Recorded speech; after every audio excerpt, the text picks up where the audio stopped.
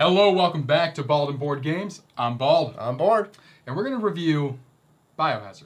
The Raging Outbreak with the expansion Factions. By Toribio Games. Yes. We just played this past week with our friend Basic. We decided, and this is the second time we played, this is one of the games we played wrong this year, so we played it again correctly to be able to give an honest and accurate review here.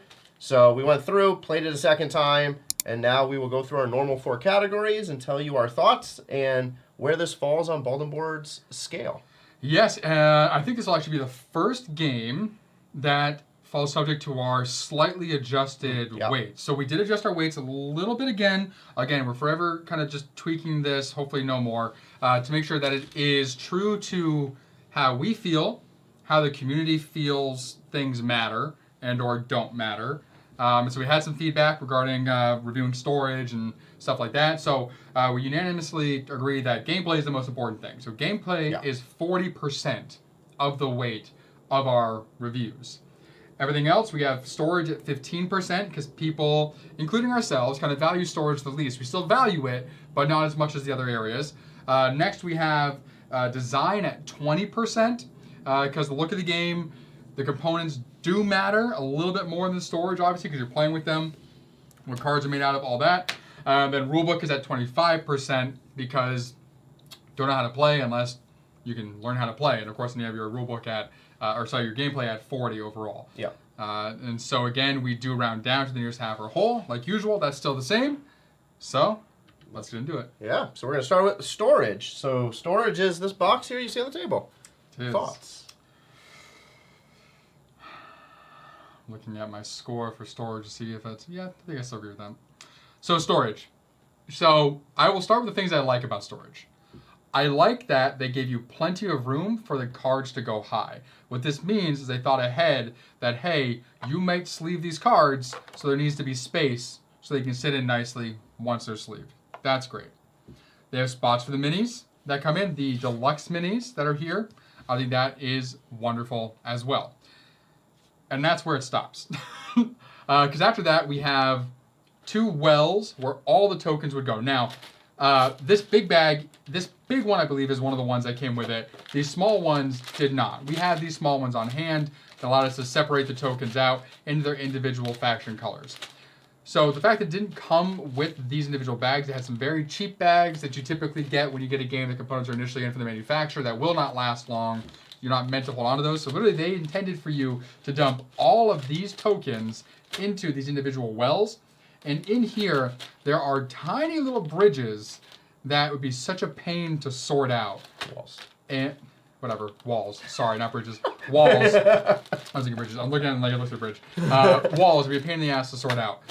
So to keep it short and sweet, because of that situation, I gave this a 2.5. So the 0.5, I wasn't giving it a 2. It got the 0.5 because I did think ahead about sleeving cards. All right. So, it's out of 5. Oh, yeah. 2.5 out of 100. No. Oh, my Lord. No. So for me, for storage, I'll start with what I like as well. I love the little area for the minis. So there's 5 minis in the game. You have this gray mini is really just unneeded. It just is a tracker. We think for the vaccine area here. You don't really use it. It could be a first player token, but that also doesn't matter in this game. Exactly. So you only needed the 4 in total. And that is very important to me because if you had 4 here, this would leave this space available. I personally hate how they did these wells because we have the expansion called Factions, which added in about 40 to 50 more cards, I believe, between all the different colors. And they did not provide enough space in these 2 sections for all of those cards. You can see some of them here. If you put in this big old deck of yellow cards, it will not fit all of those cards plus everything else. So you have to use part of the well for that. Oh, that is true. I also... Forgot about that. There's also multiple colors. The colors differentiate very well. What I wish they had is because some of these, like blue, you do not use throughout the game. Mm-hmm. I wish they had everything stacked this way in sections based on the color. Where you could easily, it should fit in the box height. Where you can have to bring this up a little bit, but yeah. Within the box, main box. For sure. To have each section be like, okay, here's blue, here's green, here's red, etc., and pre-plan for the expansion to have that instead of having them all stacked like this. It's not that hard to go through and separate them, but it would be significantly easier where I could be like, oh, blue, here, deal them out, put them back right in their section. And same thing with a few of the other colors. Again, to Nick's point, these bags were not provided. That is horrifying to me that all these pieces are supposed to be sitting in these wells. Like sitting these in the well, not a big deal. But sitting everything else is not fun for either of us if we want to put this on the table to sort through all that. So for me, I'm going to go a little bit lower and put this at a 2. All right. Because they didn't really think ahead with that expansion going into. I forgot about the expansion portion, and that we end up having to put cards here as well. Okay. So next up, we have the Rulebook. How's it read? It kind of does. So for the Rulebook, we have the Rulebook itself. We have this little piece of paper, which is the expansion, and we have this player aid. I'll come back to these two in a moment. So for the Rulebook itself, it starts off pretty well. Goes over components, gives you a little display on how it should set up on the table for a 4-player game, which is nice. That shows how much space it should take up. Goes through the setup steps in order, 1 through 10. Gives you some pictures of the card types. What I really love is the highlights of the color. So blue region, purple faction, red action, yellow resource. And that matches the color of the card associated. So they thought a step ahead to be like, okay, we're not just going to call it a resource card because nowhere on this card does it say resource. It actually shows you the color. Love it. For the rest of this, it does go through the phases. So you have your draw phase, you have your action phase, and what you can do. You have your spread phase, again, and what you can do, and then some scoring and endgame stuff. So the layout is great. The issue is this is translated. This rulebook has like 5 languages in it. I think 4 or 5. So English, Spanish, German, French, so at least 4. Yeah, so 4 languages in it. Yep. And because of that, it makes certain phrases or certain words spelled weird or there's things missing. So for example, in the game setup right here, number 4, it says the remaining faction cards will. Nothing else. Yep. The rest of the sentence is gone. So obviously we know will go back in the box. We figured that out after deducing it. But there's a lot of little things missing. And to a point where, if you watch our playthrough, we debated, the 3 of us, for 15 minutes on what this section meant and exactly how the order of events should happen. Yep. Because it's not layered in the way that it should be layered. Yep. So overall, the structure is nice, but because of the translation and because of some other stuff, it's not as fluidly easy to learn as it should be. For the expansion, not too bad. It goes over on one side, contents and what you're going to be adding into the game. The other side goes over the changes and setup, and it does tell you what step it's going to change in. That's fairly nice. Again, it has that color scheme. Goes over some new symbology, goes over some of the new tokens. So I think this one is really well done. This is useless. It's useless until you play the game and you can, again, deduce what it means. So this is supposed to be phases 1, 2, and 3. Phase 3 makes perfect sense once you understand how the game plays. And it's also on the board, so it doesn't really need to be on this card. Because it's literally a large-ass piece of the board. Yep. This is the 4 actions you can take on your turn. Again, once you understand the game, okay, these make sense. You can get a barrier, get a card, use a card, do a vaccine, portion of the vaccine. So that's not too bad. This is the problem. The +2, +3 when drawing is not really exactly how drawing works. Drawing works is you draw 1 card off the top of the deck, and then you either draw a rainbow card or 2 others, one of 3 different ways. So it doesn't show you all of that. It just says you're going to draw 2 or 3 cards, but it doesn't say how. So, and this is a huge part of your game and getting cards and resources. So I think this definitely lowers my rulebook score already on top of what it was. This brings it back up, so I think these two neutralize itself, and great versus not great. I'm giving rulebook a center 3. Okay. Oh, nice. My score is a little lower. Because I firmly believe if there's any moment during the game where you have to debate for Especially the amount the of third time playing. we did, there's something wrong with your rulebook. So, couple of things here. Diagrams are good for the most part. This first one, like you said, is good. It shows you, okay, that's how it's laid out. All right. Then we get into some of these areas here. Again, it never references that extra like piece that we had, that extra miniature anywhere in here, nor the deluxe components, which typically there's a reference deluxe components. It references it once, but it's just one of these guys that gets referenced. Here goes over what you're doing in the game. Cool. Over here, same thing. I like that they color-coded those things to stand out. That's great. I don't like, obviously, the same thing where it gets cut off. The airport portion in this area is relatively clear, but could have been made clearer to the fact that you're covering up the current existing airports with those tiles. So a little unclear there specifically. Here, they show this mini, but they still show the other one as well. And so it's like, why are we showing both? So again, there's diagrams, but they're not always useful, and sometimes they cause more confusion. Here, talking about the vaccines, great, except they don't mention when you end up doing a vaccine in this book to mark off anything on the board that you completed it. They never mention to mark it off. I figured that out by looking at this tiny little diagram where I saw little tiny tokens on those marks. Like, oh, okay, mark those phases up there when they happen. Going to the draw phase, that area that we debated over, my mind goes to where it's at, means it happens last. But again, it could be either way. It could be specifically just when you do the rainbow card. We don't know. They just did not go through this portion clearly enough to ensure that there was no confusion whatsoever. It feels very rushed in here. I think these were fine, going over the actions and everything. Going over the vaccines. This would be the portion where you would mention to mark it off. They didn't mark off on there at all. Getting action cards, good enough. Spread phase makes sense. The other thing that was unclear was the airports in determining if it goes to one area or to multiple. If you do have multiple colored airports, which you potentially could using the expansion, but that wouldn't necessarily have to be in this rule book. And a game scoring system, I think that's pretty clear.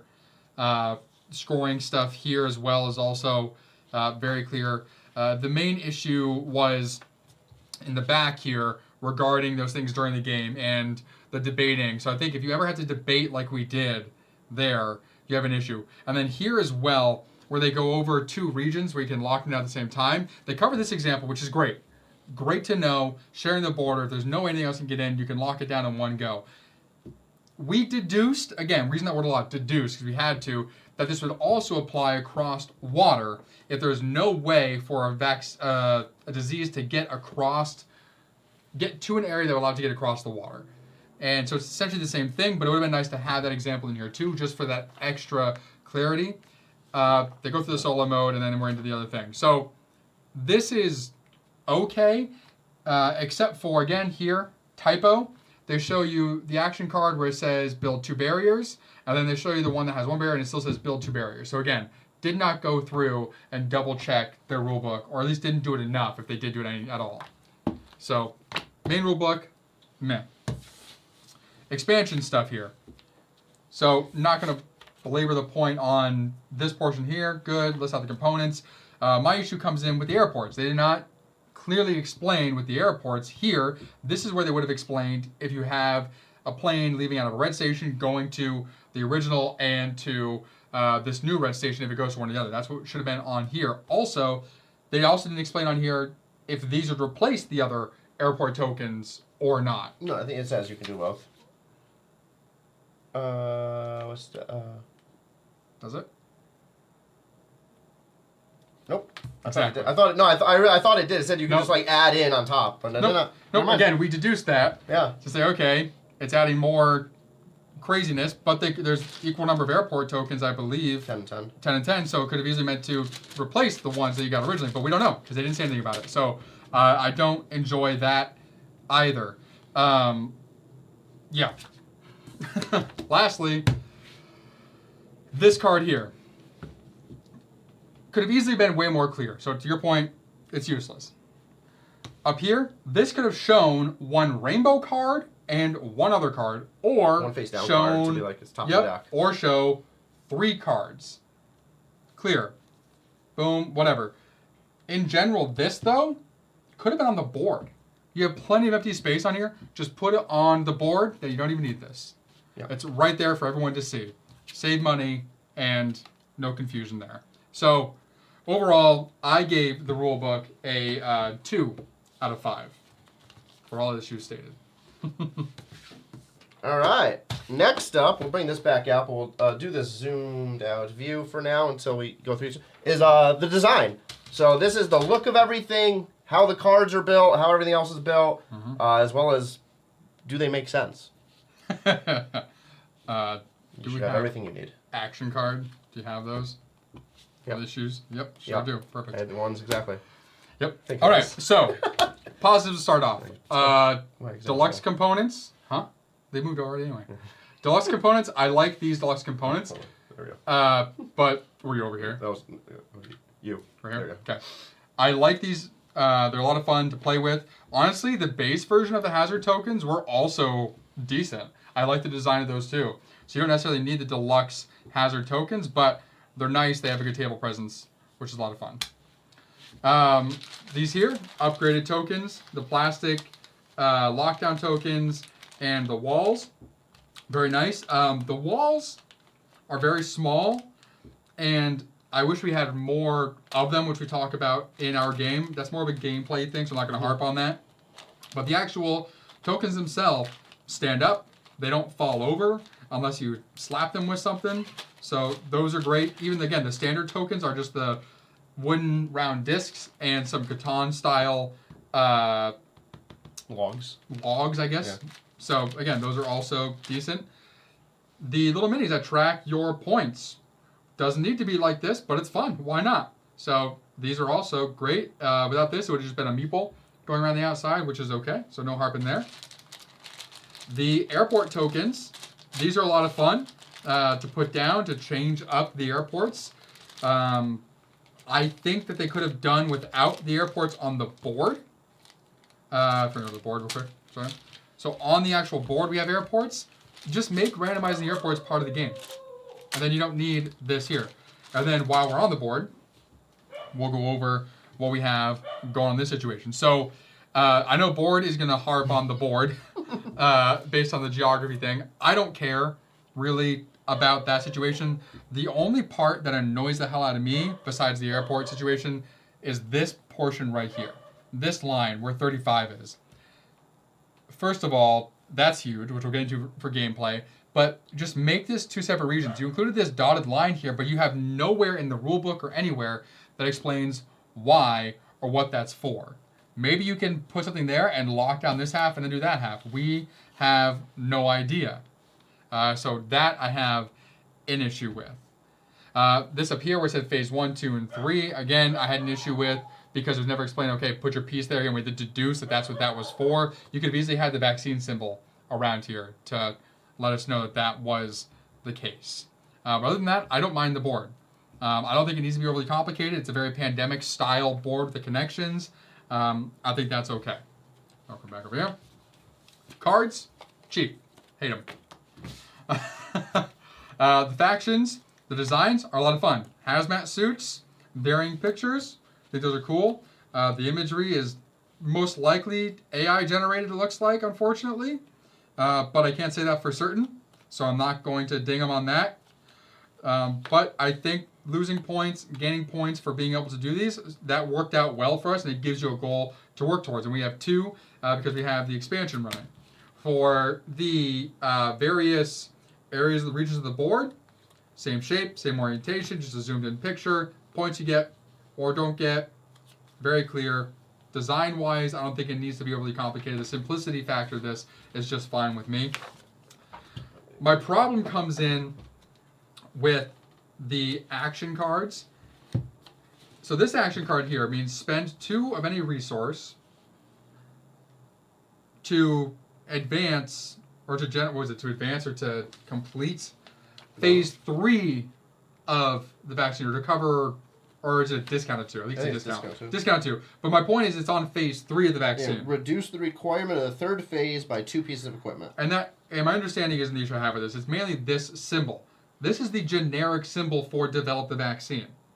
But this card is only for phase 3. Nowhere on here does it say phase 3. This random 2 above the arrow, no idea what that's for. We see it over here again, this random 2 above the arrow. It's just very unclear, which I honestly hate. Again, here, once you know what this means, it makes sense. But, yeah, I don't have an issue with that card. It's mainly this 2 and that vaccine symbol that are the problem, and then the cards themselves are super cheap. For the equipment cards you get, I think the design, like the look of this, is perfectly fine. There's some things that had some confusion initially for us, like these here, that these are or, but once you know it's one or the other and not both colors and both symbols at the same time, easy enough to know. There's a 1 here in the corner to help you get that.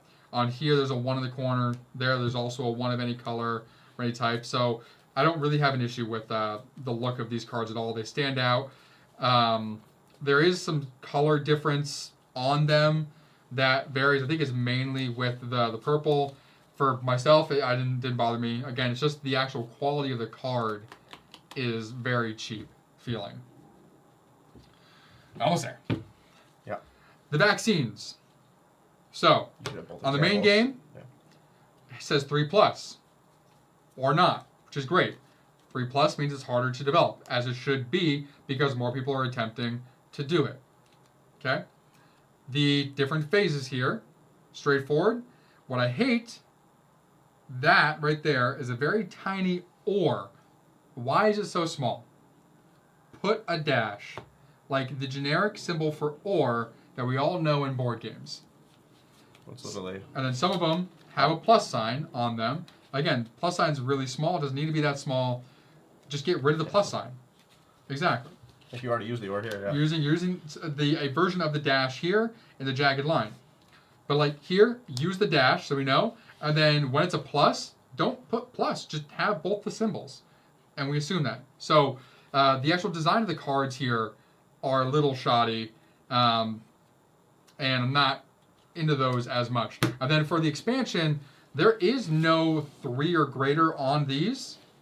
So I guess they're just for use the entire time, but these are significantly easier than the 3 or greater there. So if you have 2 of these out and you're playing a game where there's 3 or more people, someone could just go for one of the expansion cards instead of the harder one and end the game real quick or get the points real quick. If anything, the ones that don't have 3 or more should be worth fewer points. Like they should be half this, like 5, 10, 15. So yeah, go for the easy one, but you're going to get less points doing it. So that I didn't think was great either. So I think I'm done. So for design, covering the look of the cards, the design of the cards, the components themselves, I gave this another 2 out of 5. All right. Your turn to ramble. And I'm not going to... there's a bunch of things I agree with. Most of the things I pretty much agree with. So I'll start on my view here. So a lot of the components here I enjoy. So the little lockdown tokens, the walls, they are a little small, but it'll work when we explain gameplay and how they go on the board. It makes sense. Yep. The airport tokens I like. Nice little simple token. Very clear. Minis, love. Great. Mm-hmm. I do agree, cards are cheap. So I'm not going to double the harp on that.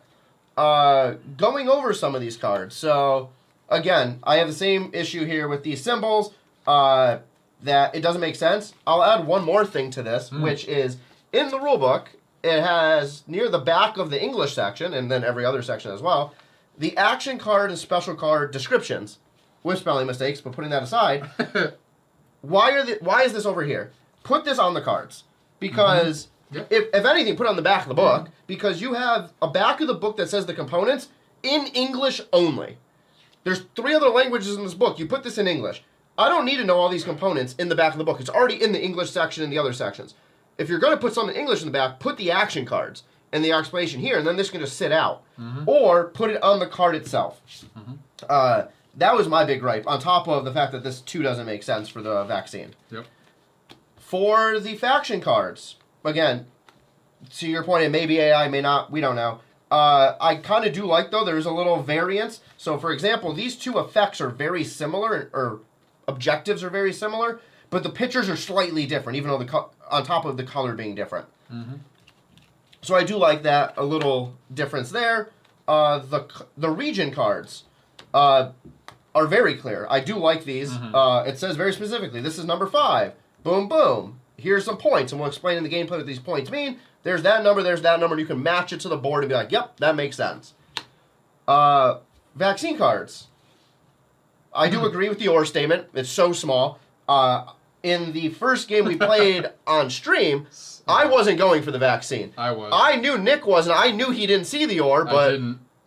It's not my job to tell him it. That's right. But I do agree that it should be way larger to be like, oh, okay, this makes sense. It's okay. Karma came back around. He lost that first game. True. For the expansion cards, my issue with these are there are one way to tell that these 10 cards are the expansion cards. Yeah. These 10 cards have the exact same top virus bacteria looking thing, where all of these have a little bit differences. There is no other indicator that we can tell on these cards that say this is the vaccine. The backs are the exact same. Yeah, there's no F for factions or anything. There's no F, there's no like little sign. So this should easily have an indicator to say these are the expansion, because you cannot mix these decks together. Last deck of cards here, being these cards, I have some serious concerns with that Nick didn't bring up. Go for it. So this card here, the OR statement, makes sense. Again, universal OR, /. So you can use it as a white card or a red card. Oh, I know what you're thinking. Oh, yes. Or you can use it as this white microscope symbol or this red mask symbol. Now, let's go here. Yep, here it comes. This is a green card worth 2, so you can be counted as green twice, or 1 pink bacteria symbol, 1 red mass symbol. The symbols do not match the color of this card. This one, very obvious. There are some examples, and I probably didn't pull one easily right here, that are not as straightforward, where you look at the card and you're like, oh yeah, these go together. Or these are complete. It's not that I thought they would go together, but they're completely separate. So it makes it very confusing. It's on the single color cards, mostly. Is it like this? Oh, there, perfect, thank you. So this is a perfect example. This is a red card, but it also could be used as a pink little symbol. So if I have a hand of cards COVID. that look like this, and I'm looking at this, I might glance here and be like, oh, that's a red symbol. And I'm looking for red symbols, how to combine them. Instead of being like, okay, this is very distinctly a different thing because it's down here. I personally, not a fan. Some people have no problem seeing it. Some of these cards aren't bad. But to me, it's like if you're going to make the color, make the inside color of the card red, and then keep the outside white, so this symbol is very clear in a white background. Or just don't color code the equipment. Or don't color code the equipment, because each equipment symbol is different anyway. You don't need them in specific colors. Right. Because the colors of the equipment mean nothing in this game. So that is my gripes on those cards. So now to the board. And now we'll add things that Nick definitely did not add. That's very true. Number 1. Most of his time. I am not this type of person, officially, but this game, if you're colorblind, can't play it. Impossible. That is true. 0% possibility you play this game. And that's not against anyone who's colorblind. That's literally because how they built this game. So they have 50 numbers out here, each a bunch of different regions. All the regions are different colors. If I have a hand, and let's say a perfect example is I have a yellow card in my hand. This card helps me connect, and we'll talk about this in gameplay, 2 different areas. Nowhere on this card does it say the areas that are yellow. So if you were colorblind, this card would be beneficial if it said 3, 10, 19, 27, 34, 43, and 50 on the bottom. So you can be like, okay, those districts or those regions are yellow. Or not even yellow, they just are this card type. Mm-hmm. There's nothing like that in this game. So very confusing if you do have an issue with colors, where there's way too much going on and it's all color-based. On top of that, as someone who thoroughly enjoys geography, this is the map of the world, minus Antarctica, which we don't need, I agree, that's fine. Yeah. What it doesn't make sense is exactly how they did this. So, to Nick's point, this dotted line doesn't have any indication anywhere in the book that we found. And also, this is supposed to be Russia. Okay, fine. You have big old China and potentially some other areas, maybe Mongolia. However these are broken up, they're not broken up exactly by country, because North Korea and South Korea are not the same size, which like they are in real life. To me, it's just made the game a little confusing and difficult to play when I could have a region where I need to protect that's so large, and then Nick has a region like 22 that's so small. The points do vary, and we will talk about that in gameplay. I just think that how they chose what size which regions are doesn't make sense. There's only one region this big, one region this big pretty much. Everything else is smaller. And then you have Australia down in the corner over there, which actually is a large region, but fairly small because there's only 5 things touching it. So it just, however they chose to lay this all out and connect all the borders, I'm not a fan of. So again, I'm not going to harp over it too much until I get to gameplay. But I give design also a 2. All right. Now we are on to the final category, which is gameplay. Okay, I'll try to keep this concise. So first, overview of the gameplay. So, objective of the game is you as a player are trying to go through and lock down different regions to protect them, to gain points, and to cause the end of the game. The game ends one of 2 ways. Either these symbols or these symbols cover all of the 50 spaces between all players, or all 3 stages of one vaccine card are completed, and then you do endgame scoring. Those 2 options I like. I like that there's an option where, hey, we can save the world by having a vaccine, or the world is either completely protected or completely diseased, and then there's nowhere else for it to go. So I like that those are the 2 options. The implementation of those options are where I have issues. On top of that, you have common regions, you have personalized regions that you'll have personalized faction cards that you can get for end objectives, and then you're just drawing resource cards, trying to complete different border lines, as well as gain action cards, get the symbols to do the vaccine, etc. So that's the overview of the game, pretty much. So now my thoughts. So we're going to start on my side. So for setup, the game starts with setup step 1, which is gain 3 faction cards. Nope, just kidding. Gain 3 region cards. These blue cards. I was like, these are factions. These are coming next. Yep. Gain 3 region cards. For this example, let's say I got these 3 region cards. I have to pick 2 of them to keep, 1 to get rid of.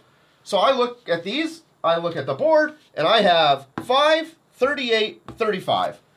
35 and 38 are touching. That could be a benefit because I could lock down the whole bottom and then maybe get all of it. Great. That's a huge-ass region, though, to cover. You only get 20 walls in this game. 35 has 17 borders that you have to cover. So if you were to cover 35, let's say you did it by yourself, you've used 17 of your 20 walls. That becomes problematic when you want to gain points anywhere else. And now you just have to go for vaccine. You would need every single wall except for 1 if you were doing the 35 plus 38 and nobody helped you. Yeah. Exactly. So yeah, that'll give you a ton of points, but then your point earnage is over in terms of on the board. Mm-hmm. If I decided, hey, I'm going to go and take only 1 of these and get rid of Russia and go for these 2. Okay, that's fine. Again, 38 is a very hard region to shut down by yourself. It's still using 14. This is using 10, so this would be 24. So again, by myself, I wouldn't be able to complete both objectives. If the only benefit of completing the objective was I gained points, that's not a problem. I'm fine with that. But in this scenario, if I don't complete both of these, I lose 30 points. 15 here for not completing this one, 15 here for not completing this one. So I have to complete my regions in order to succeed at this game and not be thrown super far into the negative or lose a bunch of points. Next, you get faction cards. You get 3 faction cards if you're playing with the expansion, and you choose 2 of them. I chose these 3 examples. This says lock down 2 pairs of regions of different colors, so that requires 4 lockdown tokens. 2 of one color, 2 of another color. Lock down 4 regions of different colors, and then lock down 5 regions of different colors. Obviously, if I have these, I'm getting rid of probably this one. And okay, I need to lock down 5 regions of different colors, and it checks both boxes. If I do that, I now need, that's 1, that's 2, that have used 24 walls total, plus 3 additional regions to get all of these done. Again, these give negative if you don't complete them. So the game has kind of put you into a wall based on randomization, which is something we talk about in a lot of games, If you get dealt a shitty hand of cards, you literally can be put against a position where it's impossible for you to win unless every single thing goes perfectly and the other players play like they're third graders and don't know what they're doing. Just eating the pieces. Yeah. So that's my major issue with how the game sets up. For winning the cards. Yeah. Is the game can be very one-sided or anti-one-sided right off the bat based on randomness of how it gets dealt out. Mm-hmm. The other issue is you can see 2 tokens on the board here. That's our exact example. This is exactly how we started our game this past week. I hate this. I think that if we're going to play a game of virus spreading, these 2 should be on opposite sides. One example we had is you have numbers 1 through 25 in one deck, and then 26 through 50 in another, and you pick one randomly. So maybe you get 8 and 40. Cool. Now it's spread out. You still wouldn't even like that, though, because you could get 25 and 28. So if anything, you could, but mathematically significantly harder than. I would just split the hemispheres. Like you sure, or some other way to dictate that. Yeah. Because this happened. So now let's say I had 29 as my card, because this happens after I've chosen my cards. I just lost however many points. Mm-hmm. Or worse example. Let's say this happens and I had 35 because I'm like, oh, I can do 35. I've now lost 20 points, pretty much, or however much that card was worth. So yeah, 20 points. Instantly lost because there's no way I'm protecting 17 walls before that virus spreads up by 1. And while that is, I don't even know the odds, but a small chance, the fact that we did run into this. Well, even if it's just 1 there. And that it did run into, like, that being a chance, like, yeah, it's just, there's... Yeah, it's... Like, what we wish happened is actually flip the order of events. Have those go out first, and then I get to choose my regions. So I know where ground 0 is. And it's very clear that this goes 1 to 10, and the region cards are 1, 2, and 3. These tokens don't go out until, like, 7 or 8. Yep. So that made it a scenario, not just in one game, but we played this 3 times, once off-stream, twice on-stream. Mm-hmm. Every game, even though I played okay... it still seemed like I was just in a bad position. Mm-hmm. Where, again, I had Russia twice, I think, or Mongolia, which is 38.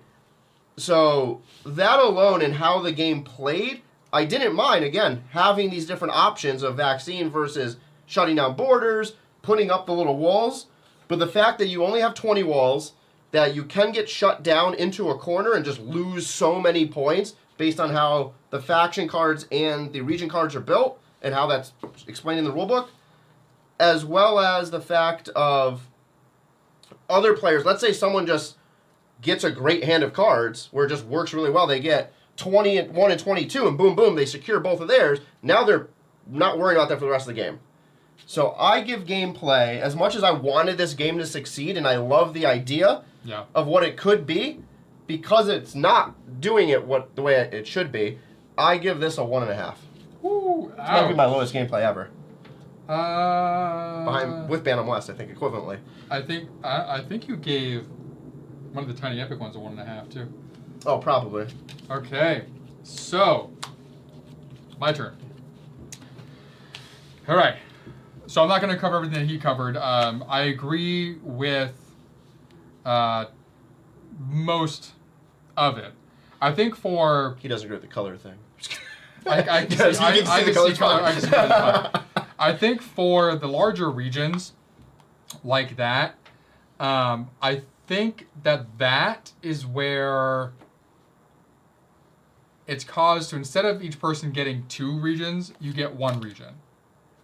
That's it. Get 1 region, or maybe you get, I don't even know what it is. There's some sort of different way, because I think it's okay that they're larger and that you get more points for doing it, but what I really think is that for the larger regions, maybe there needs to be 2 vaccine or 2 infection tokens there for it to be officially infected somehow. However that would work. It won't work the way the game is designed right now, but something needs to be able to make it less likely to get infected, because right now, like, China is usually one of the early ones that's infected. There's an airport that connects to it. There's so many different ways in. You'd be stupid to choose this card as one of your cards from the beginning. It'd just be very, very dumb. I'm trying to think about what you did not mention. Man. I've been stewing on this for a week. I could tell. Yeah, the randomness of the setup can be good and is good in most games when it comes to randomness, but it's uncontrolled randomness. And that's the problem, to where the cards you get dealt here, the cards you get dealt here, could make it super easy for one person to jack out points, and it could make it super difficult for another person to get any. And then if you end up with an infection right next to the region you start with, you might as well not even try to keep that region, because you're going to spend your entire game putting walls up here, having other players knock them down, doing it again, and you're not going to build walls anywhere else. That's how it's going to happen. What I do like is that they did have the forethought to put an action card in the action deck that allows you to remove infection tokens. But it's in the deck, so you have to go searching for it, which costs you 3 of these cards, and they have to be matching your equipment or matching color. The thing that I don't necessarily like are these cards when it comes to gameplay. Again, I like the idea, the color, the equipment. I think that's all good and fun. The problem I have is, again, the randomness of which the market is dealt out. So during the game, you have 5 cards for a market that are dealt out. As far as I know, there's no way to clear the market. There's not.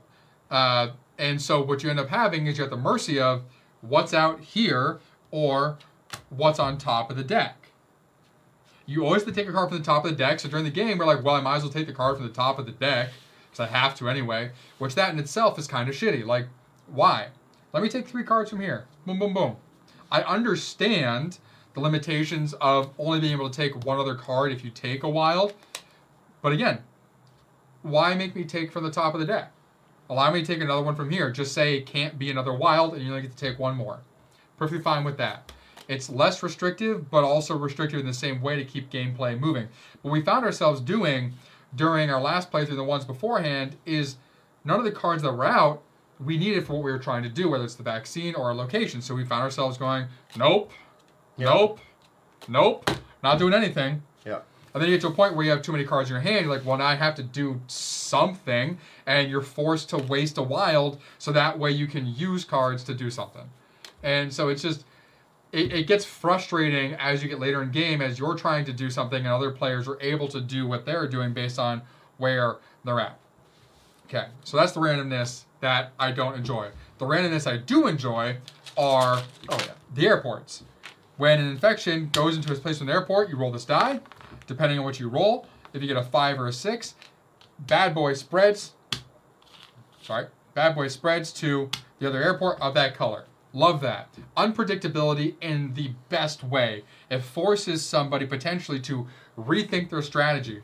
If board is over here trying to lock in 40, and I hit this, I could try to hit this. Like if I had this here, I'm like, okay, you know what? I want to go up into 5 to try and bop over there. If I manage to hit that by rolling a 2, it goes up. Perfect, and then it spreads to here. Now all of a sudden he's sweating because now he had nothing by him. He's got this whole region right here where there's multiple ways to get in. So that is a lot of fun. I do really enjoy that. I like the spread mechanic. I like this a lot and how this dictates the direction that it spreads. Shut up. Nick roll. And that dictates the direction that it spreads. I think that was a very simple, smart thing to do. I like this way more than the pandemic style flip a card over to see which region it goes to. I think that was really, really smart. And it makes it more unpredictable because in pandemic, as regions are drawn, you can kind of remember, okay, those are already drawn, so no more of those in there, so we're fine. And the game kind of gets easy from that point on. Wonderful. I like that you have to lock down walls, or put up walls to lock down locations. I like that once it is locked down, it can no longer be unlocked down. I like that is once it's set, it's there, because it can be difficult to do, especially if you're trying to do it strategically to where you're trying to get all the walls up without somebody knowing, because if I put up a wall here and here, board could come in, drop a wall there, he gets the lockdown token because he put the last wall up. I like that whole thing. Which, thinking of that, it should be as simple as with the wall issue. When you put a lockdown token in, obviously you score your points, everyone gets their walls back. Because the token's down, the saying it's locked down. Exactly. So you should just get your walls back, and then you can then reuse the walls. I agree. That would balance the wall issue, at least. That would be an easy fix. Absolutely. But it's not in the rulebook. I just literally double-checked. It's not. But it's not in the rulebook. It just says, when the last wall is put down, put a lockdown token down to indicate it's been shut down. But that's it. And you don't need it for points because you're tracking points every time you put a wall up. Yeah. So that'd be a good house rule. If you need to do it, if you're going to have this game, is take the walls back once it's been locked down. I thought I had one more thing regarding gameplay. Nope, I guess not. Overall, I actually do enjoy the gameplay beyond the randomness. I like you have to have 2 cards of different colors to be able to put a wall up between them. I think that's great. I like that you can use the cards for multiple things to help the vaccine, cash in 3 of a color or 3 of a type to get an action card. I like that you have an unlimited amount of action cards if you go that route to just help yourself. I think all of that is a lot of fun. It's just the randomness that gets in the way, and potentially from the very beginning, that could ruin the whole game and make you just want to flip this board and say, why are we even playing this right now? So because of that, I gave gameplay a 2.5 out of 5. Makes sense. All right. All right, so now we will go to our normal review structure and go through each category again, say the bald and board combined scores, as well as the final score on if this is a perfect, a must play, just okay, a don't play, or death. I don't know. We don't have anything under that. I was going to say, there's not enough. If anything got a 0 somehow, it would just be burn it. We won't even do a review. If we ever get a perfect 0, we will light it on fire on camera. Right here. Too soon. Oh, no. Yeah. The apartment next door, unfortunately, went up in flames and I ran into it. I'm okay, though. I'm a firefighter now. All right. So we're going to go over each category, giving individual scores, like you said, then the overall combined Bald and Board Game score, and then we will give our final score individually and the overall Bald and Board Games score. Now, mind you, the overall Bald and Board Game score is not an average of our scores like the categories are. The overall Bald and Board Game score is that average of all the categories that we end up putting together, which sounds like it should be equal, but it's not always, depending on the scores. Because of the round down to half point thing. Exactly, and because of the weights. The weights as well. Okay, so first up is storage. I gave storage a 2.5. Board gave it a 2, which means Bald and Board Games score for storage is a 2. Storage is there. It's not a empty box. It has an insert, which does hold some components, but not quite enough to hold all components. And then you have our typical pet peeve of 2 wells where they want you to just throw everything into, which makes setting it up a pain in the ass. For Rulebook, Ball gave this a 2. I gave it a 3. Bald and Board Games, therefore, puts it right in the middle at a 2.5. There were some things done well. The structure is a solid structure of a rulebook, but there's a lot of gaps with spelling and potentially because of the translation, things missing, very confusing sections, as well as the player aid card was useless and didn't help us achieve the ability to know the game real easily. So, 2.5. All right. Next up, we have design. I gave this a 2. Board gave it a 2. So Bald and Board gives it a 2. There are some good things about the design. The point tracker, deluxe upgrade. The regular and deluxe upgrades of the tokens are all good, which is great. Airport included. The cards are shoddy. If you are somebody who likes geography, the way that the board is organized will irritate you. It's like, I imagine for myself, it'd be like having a game about artwork where they have something labeled Michelangelo, but it's actually Leonardo. So I assume that's your frustration. Like Jackson Pollock. Pretty much. And then, yeah, it's not colorblind friendly, which does matter. If you're going to make a game, it should be able to be played by anybody and everybody. And it's a simple fix to do, so the oversight is major. And then finally, for gameplay, Ball gave this a 2.5. I dropped it to a 1.5 for my score. Bald and Board Game gives it a flat 2. Mm-hmm. Again, the major issue with gameplay is the randomness. Yep. And some randomness is good. Like you said, the airports is awesome. Like that fun random fact. You flip over an airport, you're like, damn, that's going to travel over there maybe. Yep. Then you got to roll a die to see if it happens. So the die rolling in the airports is great. Everything else, the randomness could be costly for one player. Yep. Where, to his point, it's like, why even play at that point? Because you're like, there's no way I'm winning, and I'm going to lose a bunch of points. So, 2. Okay. So now we're going to give you our final scores. So my final score for Biohazard Raging Outbreak is a 2 out of 5. And my final score for Biohazard's Raging Outbreak plus Factions expansion is a 2 out of 5. So that means Bald and Board Games' final score for Biohazard Raging Outbreak plus Factions is a 2 out of 5, which makes it a Bald and Board Game certified don't play. So this is one of the few we've ranked as don't play. It is not a score we give easily. We give it honestly. We go through all the different categories. We have only, I think, 3 out of 50 videos that are don't plays. And probably some of those, one of those past ones, at least one would be just okay at this point with the new system. Yes, because it was a very bad storage scenario, and we had changed the ways. Yeah. But yeah, so 2 games we truly would believe are don't play out of 50. So it's not something we give lightly, but this game just did not meet expectations. Nope. It has a cool idea. Yeah, could be done well if structure was just done a little bit differently in setup, as well as a few other changes in how the game operated. Yeah, if they refined those things that we talked about, made the randomness more controlled and less chaotic, and everything else that we discussed, this would be a pandemic killer. Like, you would not need pandemic at all anymore unless you wanted the co-op. Wow. Co-op. the co-op specific version of pandemic. But if you don't mind playing competitive instead of cooperatively, this could have killed it. But unfortunately, it misses the mark. Alrighty. Well, thank you everybody for joining us here at Bald and Board Games as we gave you the review of Biohazard Raging Outbreak. Plus Factions. I'm Bald. I'm Board. And we will see you in the a next different pandemic. game.